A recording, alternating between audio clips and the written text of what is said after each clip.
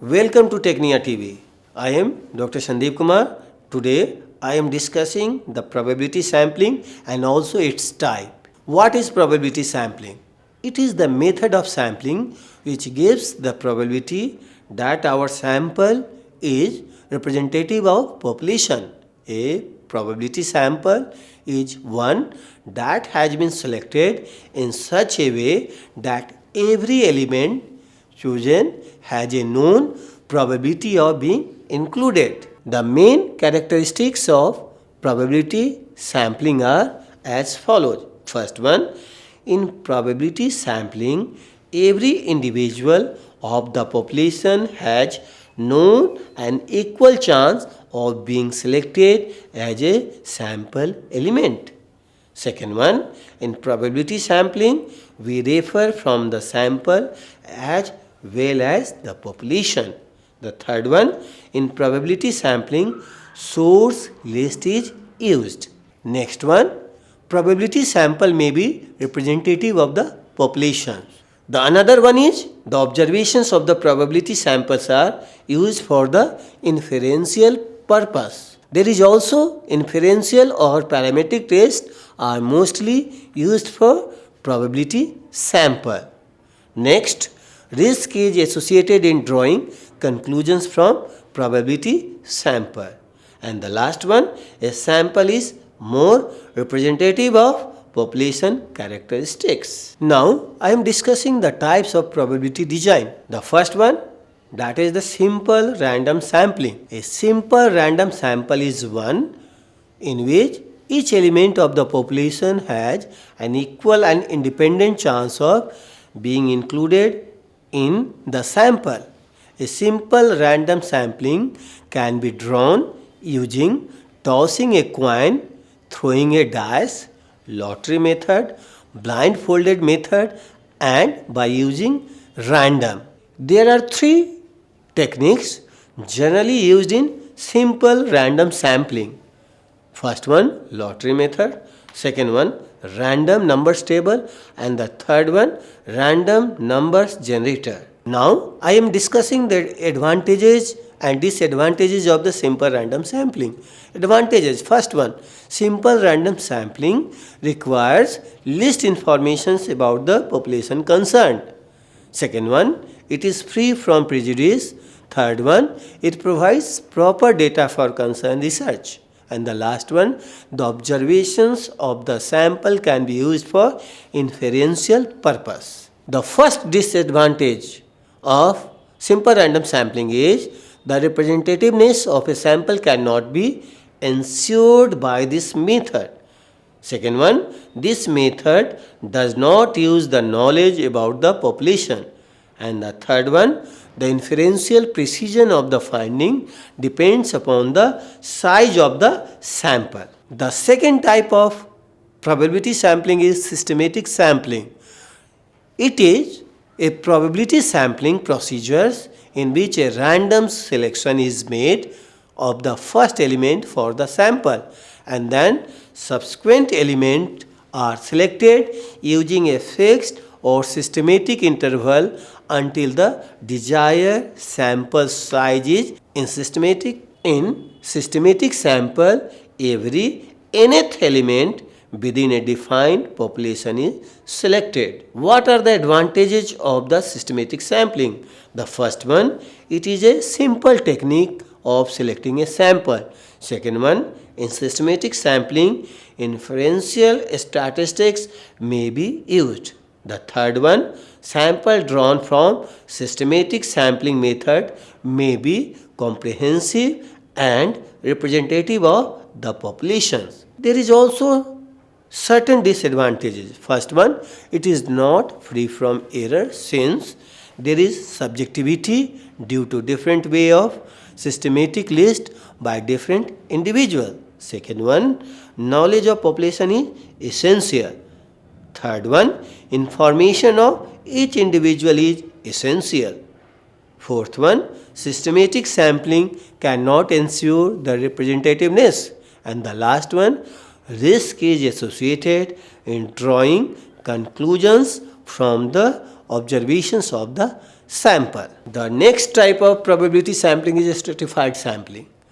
Stratified sampling is a probability sampling procedure in which the target population is first separated into mutually exclusive homogeneous segments and then a simple random sample is selected from each segment. The samples selected from the various strata are then combined into a single sample. This sampling procedure is sometimes referred to as quota random sampling. Types of stratified sampling. There are three types of stratified sampling. First one, proportionate stratified sampling. Second one, disproportionate stratified sampling. And the third one, optimum allocation stratified sampling. Now, I am discussing the proportionate stratified sampling. It refers to the selections from each sampling unit of a sample that is proportionate to the size of the unit. Here, the number of elements allocated to the various strata is proportional to the representations of the strata in the target population. That is, the size of the samples drawn from each stratum is proportional to the relative size of that stratum in the target population. This sampling procedure is used when the purpose of the research is to estimate a population parameter. There are certain advantages of this method. First one, representativeness with respect to variables used as the basis of classifying categories. And the second advantage is increased chances of being able to make comparisons between strata. The disadvantages of this method is lack of information on proportions of the population in each category. Second one, that is the faulty classifications. Now, what is disproportionate stratified sampling?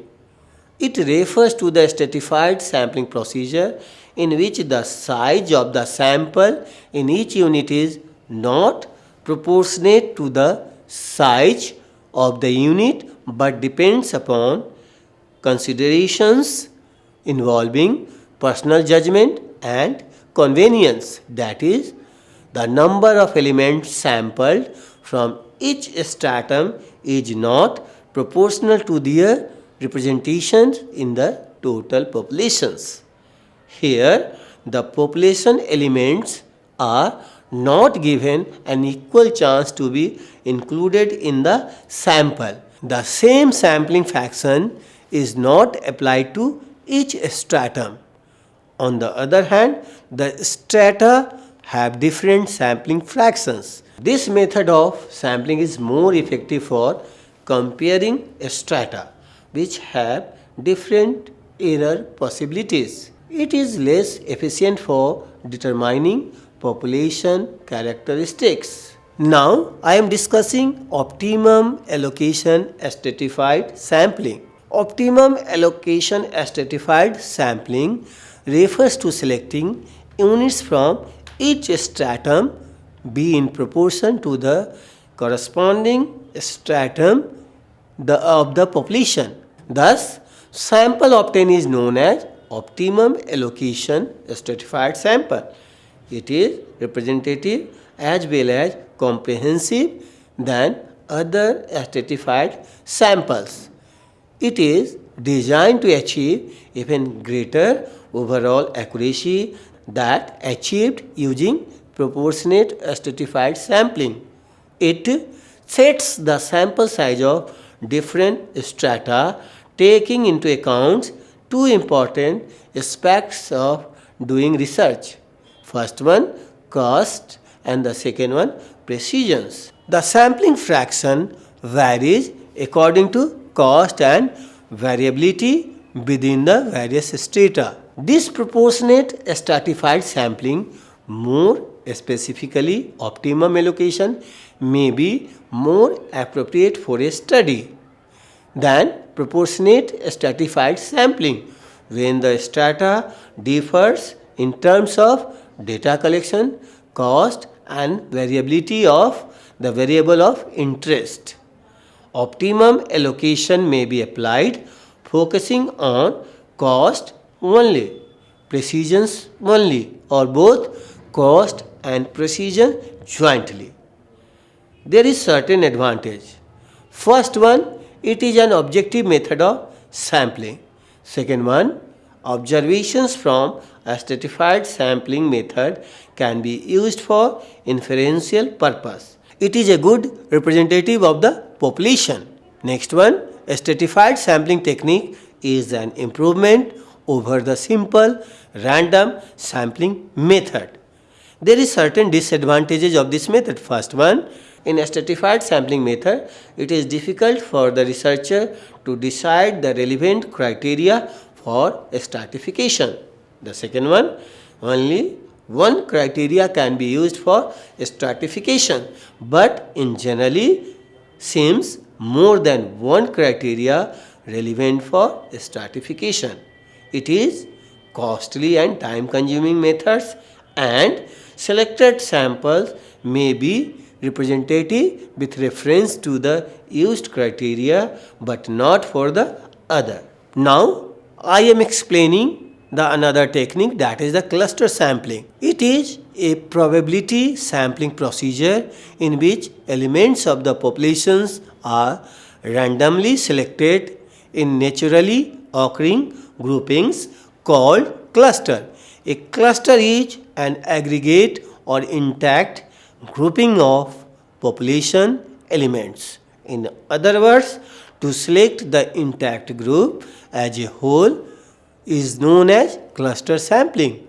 It involves the selection of population elements not individually but in aggregates. The sampling units or cluster may be space-based, such as naturally occurring geographical or physical units. Example, states, countries, census, tracts, blocks or buildings. Organization-based, such unit as school districts, school, grade levels or classes, or telephone-based, such as area codes or exchanges of telephone numbers. In cluster sampling, the sample unit contain group of elements, that is called clusters, instead of individual members or items in the populations. The heterogeneity of the cluster is essential to a good cluster sample design. There are certain advantages of this method. First one, it may be a good representative of the population. Second one, it is an easy method. Third one, it is an economical method. And the last one, observations from cluster sampling can be used for inferential purpose. There is also some disadvantages of this method. First one, cluster sampling is not free from error, and second one, it is not comprehensive. Now I am discussing multiple double repetitive sampling. Multiple sampling is most frequently used for establishing the reliability of a sample. In case of mail questionnaire, sometimes double sampling is used to obtain a more representative sample. This is because of the non-responding behavior of some of the respondents, and it is obvious the missing data will introduce bias in the result if the people who fail to reply differ in some fundamental way from the others in respect to the phenomena being studied. To eliminate this bias, a second sample may be drawn at random from the non-respondents and the people interviewed to obtain the desired information. Thus, this technique is also known as repeated or multiple sampling. This double sampling technique enables one to check on the reliability of the information obtained from the first sample.